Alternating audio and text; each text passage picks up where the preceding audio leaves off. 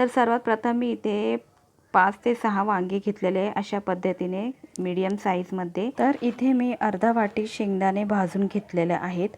त्यासोबत हिरव्या मिरच्या 7 ते 8 घेतलेल्या आहेत। सोबत आलं आणि लसूण आणि कोथिंबीर सुद्धा घेतलेली आहे। कोथिंबीर आपल्याला भरपूर वापरायची आहे, त्यानेच भाजीला हिरवा कलर येतो कोथिंबीर वापरल्याने। आणि हिरव्या मिरच्या सुद्धा आपल्याला त्यात ॲड करायच्याच आहे, कारण की लाल मिरची जर ॲड केली आपण तर लाल कलर येतो। हिरव्या मिरचीचं जर केलं तर हिरवी भाजी तयार होते। तर बस आपल्याला मसाले एवढेच ठेवायचे आहेत। तर वांगे हे अशा पद्धतीने घ्यायचे आहे मीडियम साईजमध्ये। आणि आता इथे वांगे आपल्याला भरलेले करायचे आहेत, त्यासाठी मी इथे अशा प्रकारे कापून घेत आहेत। आणि आपल्याला कापल्यानंतर चांगलं खोलून बघायचं आहे वांग्यांना की बहुतेक वांग्यांमध्ये आळी राहते, म्हणून चांगलं बघून घ्यायचं आहे की ते साफ आहेत की नाही। अशा पद्धतीने कापायचे। आणि एकीकडे मी पातेल्यात पाणी घेतले आहेत। कापल्यानंतर वांगे मी पाण्यात ठेवले आहे, कारण की ते काळे पडू नये म्हणून। ही एक टिपच आहे की वांगे काळे न पडण्यासाठी तुम्ही त्याला 15 ते 20 मिनिटं पाण्यामध्ये ठेवावेत, जोपर्यंत आपला मसाला रेडी होत नाही तोपर्यंत। त्याचबरोबर आता मी हे सगळे मिश्रण एकत्रित करून घेतले आहेत। आता आपल्याला यात अजून काही मसाले ॲड करायचे आहेत। तर आता मी इथे 2 चमचे धनिया पावडर घेतलेले आहेत। तर हे आपल्याला वाटायच्या अगोदर मिक्स करत आहे मी। हे 2 चमचे धनिया पावडर घेतल्यानंतर त्यासोबत अर्धा चमचा हळद घेतली आहे। आणि त्यासोबत चवीला मीठ लागेल, तर मीठ मी इथे अंदाजे घेतलेले आहेत। किमान 1 ते 1.5 चमचा मी इथे मीठ टाकलेलं आहे। आता मी हे सगळं मिश्रण वाटून घेणार आहे।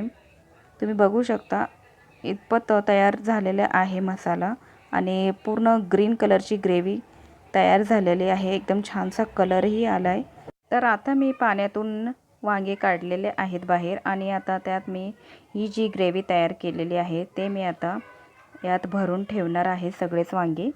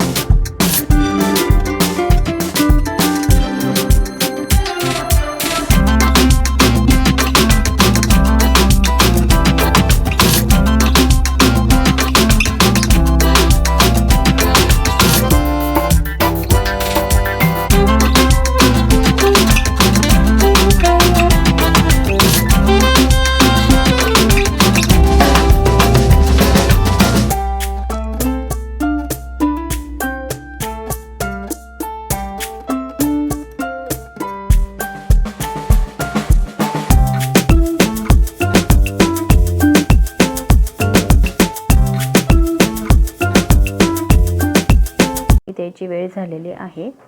आणि इथे मी एक पातेले ठेवलं आहे, तोपर्यंत मी यात 2 चमचे तेल घातलेले आहे।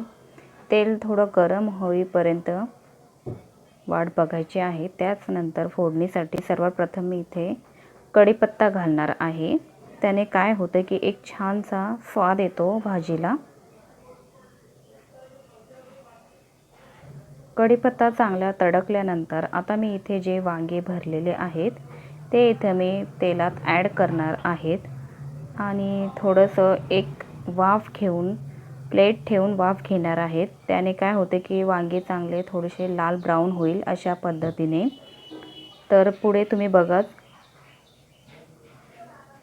तेल चांगलेच गरम झालेले आहे। आता मी इथं मंद आचेवर गॅस करणार आहे, आणि एक प्लेट ठेवून थोडं किमान 1 ते 2 मिनिटं आपल्याला लाल ब्राऊन होऊ द्यायचं आहेत वांग्यांना। इथे बाहेर खूप लहान मुलं खेळत आहेत, त्यामुळे तुम्हाला त्यांचा आवाज येत असेल, प्लीज डोंट माइंड। तर आता इथे एक वाफ झालेली आहे आणि तुम्ही बघू शकता थोडेसे लाल ब्राऊन झालेले आहेत वांगे. अशा पद्धतीने आता जी ग्रेव्ही तयार आहे केलेली ती मी यात ॲड करणार आहेत. त्याचसोबत आता मीठही घालण्याची आपल्याला गरज नाही, कारण की मसाला जेव्हा मिक्सरमध्ये काढला तेव्हा मी यात मीठ ॲड केलेलंच होतं.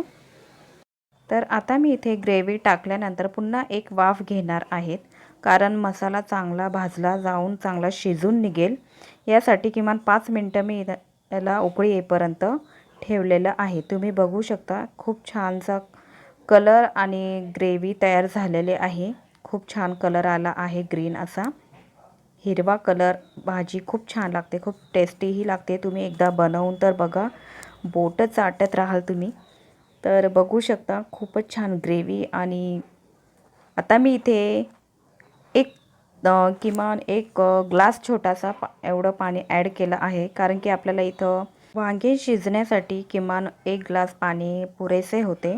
आणि ग्रेव्ही तयार करायची म्हटल्यावर आपल्याला जास्त पातळ भाजी नाही करायची आहे. आता इथे आपल्याला मीडियम गॅसमध्ये किमान 10 मिनटं मोजून प्लेट ठेवून आपल्याला शिजवून द्यायचे आहेत. वांगे खूपच लवकर रेडी होतात. तर आता मी तुम्हाला दाखवेल की शिजवल्यानंतर भाजी तयार झाल्यानंतर कशा प्रकारे दिसते ती. तर मी तुम्हाला एका बाउलमध्ये सर्व करून दाखवणार आहे. तुम्ही बघू शकता खूपच छान आणि गरम भाजी खाण्यासाठी रेडी झालेली आहे. रेसिपी जर आवडली असेल, तुम्हाला ग्रीन कलरचं वांगं जर आवडलं असेल तर प्लीज व्हिडिओला लाईक जरूर करा आणि माझ्या चॅनलला सबस्क्राईब करून जा, कारण माझे नवीन आलेले व्हिडिओ तुमच्याकडे पहिले पोहोचले जातील. आणि नक्कीच घरी ट्राय करून मला सांगा कमेंटमध्ये की तुम्हाला कशी वाटली माझी रेसिपी. तर मी भेटेल तुम्हाला माझ्या नेक्स्ट व्हिडिओमध्ये.